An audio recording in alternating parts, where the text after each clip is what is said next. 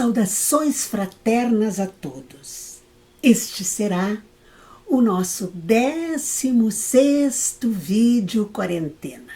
Agradecemos aos amigos espirituais que continuam supervisionando nosso trabalho, nos intuindo nas abordagens mais adequadas para o estudo, aos quais pedimos que nos ajudem no desenvolvimento do assunto da reflexão de hoje. Este assunto que estudaremos hoje foi sugestão de uma amiga do grupo, a qual agradeço muito, porque falar sobre os evangelhos, que é um assunto desafiador, necessitando de estudos profundos, e confesso, eu não os tenho, mas vou passar para vocês o que estudei nas obras do nosso sempre amado e querido Chico Xavier, ditada pelo Espírito Emmanuel. Talvez vocês saibam bem mais do que eu, mas como sou corajosa, vou me desafiar. Quando estiverem assistindo esse vídeo, anotem os aspectos não contemplados e que suscitem dúvidas. Se quiserem e puderem, procurem as respostas das dúvidas e me passem para que estudemos juntos. Então, com fé e coragem, vamos lá.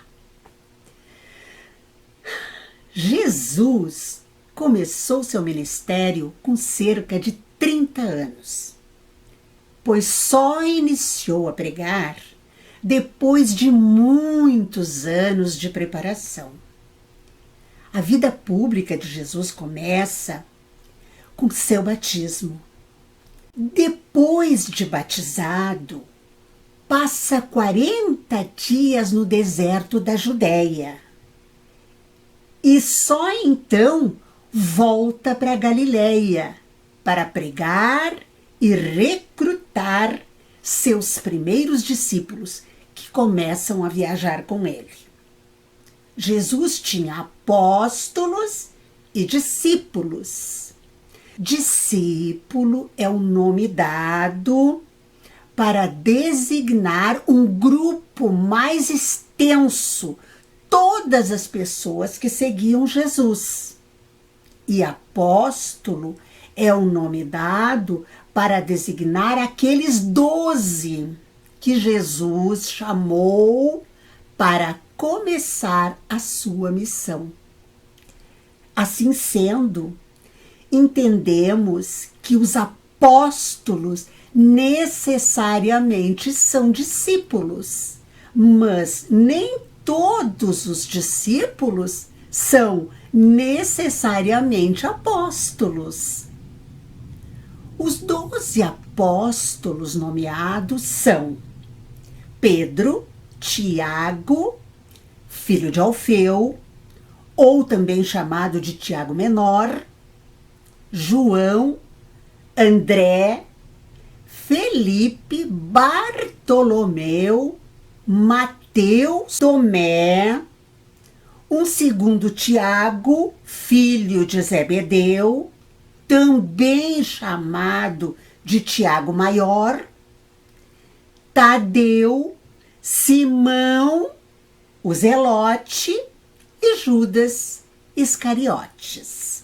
São considerados os autores dos 4 evangelhos do Novo Testamento. 2 dos 12 apóstolos, Mateus e João, ambos filhos de Zebedeu, um companheiro do apóstolo Pedro, o Marcos, e um colaborador de Paulo, aquele que foi Saulo, o Lucas. Muito bem, então vamos lá. Evangelho segundo Mateus. É o primeiro dos 27 textos que compõem o Novo Testamento. Esses escritos não eram reunidos em um conjunto, como hoje temos nas nossas Bíblias. Isso só ocorreu a partir de processo relativamente longo e complexo. Os originais desses evangelhos, assim como todo o Novo Testamento, não sobreviveram até os nossos dias. O que temos hoje, mais próximo dos primeiros escritos, são cópias feitas principalmente em grego, que datam, conforme pequenos fragmentos de manuscritos, do século II em diante.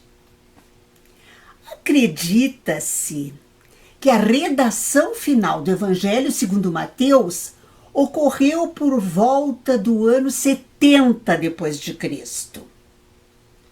É interessante notar que Emmanuel, no livro Paulo e Estevão, relata que quando Paulo de Tarso, após o encontro com Jesus na estrada de Damasco, recebeu a visita de Ananias. Este trazia uns pergaminhos amarelados, nos quais conseguiram reunir alguns elementos da tradição apostólica. Nesses pergaminhos havia parte do que hoje conhecemos como o Evangelho segundo Mateus. Mateus apresenta Jesus como uma pessoa que valoriza os costumes e leis judaicas. É nesse evangelho que vamos encontrar um maior número de citações do Velho Testamento, trazidas com propósito de demonstrar que Jesus apresenta as qualidades daquele esperado como Messias do povo judeu. Mateus também traz que Cristo não é somente o redentor do povo judeu, mas seus ensinos deverão ser ouvidos e praticados em todas as nações. É possível reconhecer neste evangelho traços marcantes de esperança e consolo para os pequenos excluídos, para os que sofrem e choram. Vamos agora ver o Evangelho segundo Marcos. É o segundo texto que compõe o Novo Testamento. Em termos de extensão, é o menor dos evangelhos. É provável que tenha sido o evangelho mais antigo, porque passagens desse evangelho aparecem no Evangelho segundo Mateus e no Evangelho de Lucas. Segundo historiadores, seu evangelho foi escrito entre os anos de 64 e 68 depois de Cristo. Ao longo de todo o evangelho, Marcos não se auto-identifica. Já no início, ele afirma que esse é o princípio do Evangelho de Jesus, mostrando que queria manter-se oculto. A autoria atribuída a Marcos é estabelecida pelos títulos de manuscritos antigos, local que está escrito literalmente, de acordo com Marcos. Marcos era amigo de Pedro. Historiadores identificam Marcos como sendo intérprete e tradutor do amigo Pedro, e teria escrito o que ouvira e aprendera com um amigo.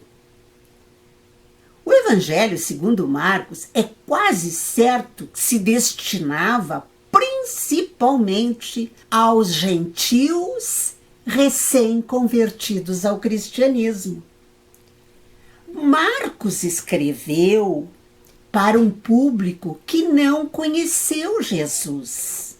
Então era importante demonstrar o quanto o Mestre agiu e continuará agindo, mas que não haverá transformação sem esforço, nem edificação no bem, sem perseverança. Talvez seja esta uma das mais expressivas mensagens do Evangelho de Marcos, redigida por quem sofreu as angústias de ter fraquejado quando era necessário prosseguir servindo. E que soube levantar-se e encontrar Jesus no caminho de trabalho. Vamos interromper agora para o nosso tradicional cafezinho e já voltamos com o vídeo 16b.